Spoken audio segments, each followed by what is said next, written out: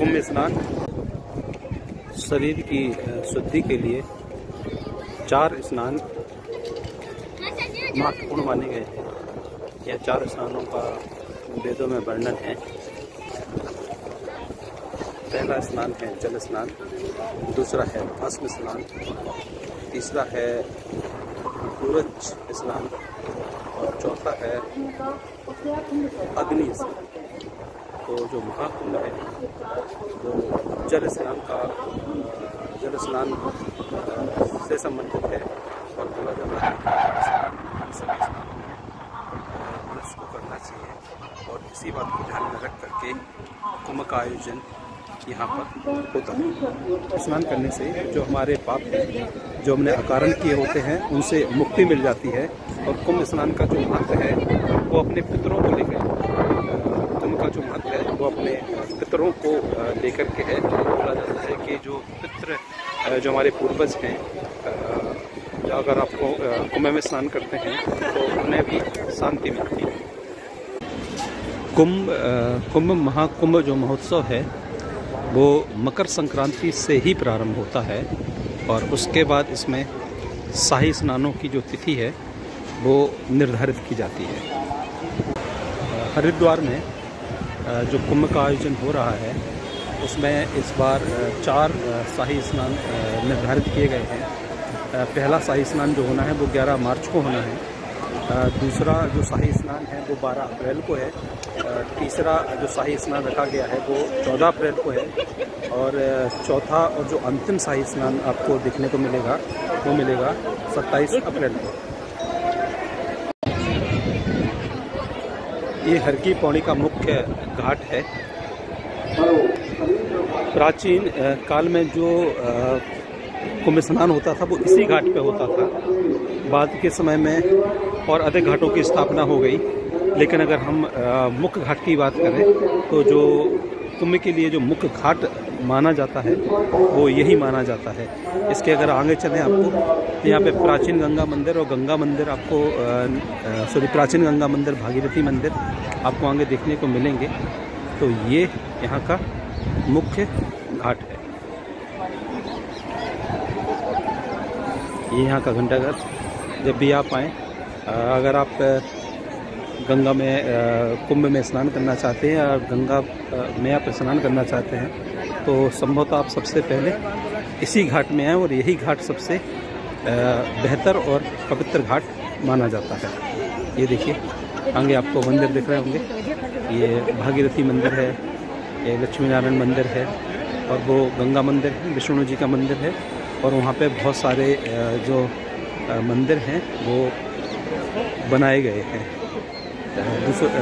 श्रद्धालुओं को समर्पित करते हुए। तो आप जब भी यहाँ पे आएँ तो आप इसी घाट पे स्नान करें। ये जो आपको आगे सामने दिख रहा होगा इसका नाम है ब्रह्म कुंड। अगर इसको हम देखें, प्राचीन काल में अगर हर की पौड़ी ब्रह्म कुंड नामक स्थान ही था। अगर हर की पौड़ी जो है वो उसमें ब्रह्म कुंड नामक स्थान ही था। बाद में इसका नाम हर की पौड़ी पड़ा। हर की पौड़ी जो नाम पड़ा था वो जो शासक थे विक्रमादित्य, उनके भाई के नाम पर वो भरतहरि जो उनके भाई थे, जब वो सन्यासी बनते हैं तो उन्हीं की स्मृति में यहाँ पे पीढ़ियों की स्थापना की गई थी। जब ये स्थान, तब से ये स्थान हर की पौड़ी कहलाया। अगर महाभारत काल में हम देखें तो यही स्थान ब्रह्म कुंड के नाम से जाना जाता था। शरीर शुद्ध होता है। कुंभ के बारे में अगर हम देखें तो यही बोला जाता है कि अगर आप साधारण तरीके से स्नान करें तब आपका शरीर शुद्ध हो जाता है। उसके बाद अगर आप पूजा भी करना शुरू करते हैं स्नान करने के बाद तो मन भी शुद्ध हो जाता है। और अगर हम महाकुंभ की बात करें तो ऐसा बोला जाता है कि महाकुंभ में स्नान करना अपने जो पाप हैं उससे मुक्ति आपको मिल जाती है। आपके जो पितर हैं वो शांत हो जाते हैं और आपका पूरा जो तन है, जो पूरा मन है वो निर्मलता से निर्मल हो जाता है। तो इसीलिए बोलते हैं कि अगर आपके पास टाइम है और आप टाइम है तो आप कभी भी कुंभ स्नान कर सकते हैं। तो कुंभ स्नान करना न केवल धार्मिक महत्व से संबंधित है, बल्कि ये वास्तविक रूप से बहुत ही पुण्यात्मक कार्य है। बोला जाता है कि इस जगह जहाँ पर आज हम हैं, हरकी पैड़ी के मुख्य घाट पर, यहाँ पर सकारात्मकता से भरी हुई ऊर्जा हमें प्राप्त होती है। इसका जो मुख्य कारण है वो ये है कि अगर आप देखें तो इस जगह पर सूर्य, बृहस्पति और मंगल, इनकी सम्मिलित किरणें यहाँ पर पहुँचती हैं और इन सभी किरणों की वजह से इस क्षेत्र में सकारात्मकता का बहुत अधिक संचार हो जाता है। और इस समय पर ये तीनों की अगर आप प्रकाश पुंज देखें तो इसी हरकी पौड़ी पर प्राप्त होता है और ये लगभग 14 जनवरी यानी कि मकर संक्रांति से लेकर के इसकी एक तिथि निर्धारित की जाती है। जैसे इस समय तो 27 अप्रैल की गई है, ऐसी एक तिथि निर्धारित होती है लगभग 2 या ढाई महीने उसकी किरणें इस क्षेत्र में पड़ती हैं। तो बोला जाता है कि इसलिए इस जगह पर वैज्ञानिक रूप से, खगोलिक रूप से या वैज्ञानिक रूप से भी स्नान करना हमारी जो शरीर है उसके लिए आवश्यक है, अच्छा होता है। अगर हम किरणों की बात करें तो ये बोल सकते हैं कि जो हमारा शरीर है वो पंच तत्व से मिलकर बना हुआ है, उसमें ब्रह्मांड के सारे तत्व समाहित हैं। तो प्रत्येक ग्रह के जो गुण हैं वो हमारे शरीर को प्रभावित करते हैं। इसी के आधार पर राशियों का निर्धारण किया गया है और इसीलिए बोला जाता है कि आप कुंभ में यहाँ पर स्नान करें तो उसका प्रत्यक्ष प्रभाव आपके जीवनचर्या पर, आपके नैतिकता पर और आपके आगामी जीवन पर पड़ता है। इसलिए अगर खगोलिक दृष्टि से देखें तब भी यहाँ पर स्नान करना अच्छा है, और अगर शारीरिक दृष्टि से देखें तो ये बिल्कुल सत्य है कि हमारा शरीर जो कि पंच तत्वों से बना हुआ है वो फायदा देता है, पंच तत्व से बना हुआ है। तो ये जगह जो कि प्रकाश पुंज के रूप में आज यहाँ पे स्थित है, जिसमें आपको सूर्य, बृहस्पति और मंगल की सारी किरणें यहाँ पे आके मिल रही हैं, तो उससे भी आपके शरीर को काफ़ी लाभ मिलता है।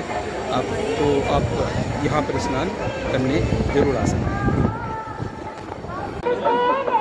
कुंभ का अगर सिद्धांत हम देखें तो बोला जाता है कि जो कुंभ था वो अमृत मंथन से संबंधित है। इसमें अमृत सागर मंथन हुआ और सागर मंथन के बाद, ये देखिए इसको सागर मंथन करते हुए दिखाया गया है। सागर मंथन के बाद इसमें अमृत निकलता है और उस अमृत के बंटवारे को लेकर के असुर और देवों के बीच में एक झड़प हो जाती है और उससे कुछ बूंदें 4 जगह पर गिरती हैं, 4 बूंदें 4 जगह पर गिरती हैं और उसके साथ ही कुंभ जो है वो प्रारंभ होता है। 4 बूंदें आपकी गिरी थी, एक यहीं पे गिरी थी हरिद्वार में, दूसरी गिरी थी प्रयागराज में, तीसरी गिरी थी आपके क्षिप्रा नदी के तट पर उज्जैन में, और चौथी आपकी गिरी थी नासिक में। तो ये वही सिद्धांत इसमें पेंटिंग के माध्यम से दिखाया गया है, जिसमें सागर मंथन, और सागर मंथन के बाद ये मोहिनी अवतार दिख रहा है आपको विष्णु जी का। उसके बाद मोहिनी अवतार के बाद अमृत जो कलश था उससे बूंदें गिरी और यहाँ पर कुंभ का आयोजन होना शुरू होता है। सामने जो दृश्य दिखाया गया है वो ये दिखाया गया है कि जब सागर मंथन के बाद विष निकल के सामने आया था, विष निकला था, तो बोला जाता था कि वो विष कौन पिएगा। तब बोला जाता है कि महादेव को मनाया गया और उन्होंने विष का पान करा और उसके बाद उनका जो शरीर है, आप देख रहे हैं शरीर था वो नीला पड़ गया और यहाँ से वो नीलकंठ कहलाए। तो ये जो चित्र यहाँ की पौड़ी में जो दिखाया गया है वो यही दिखाया गया है।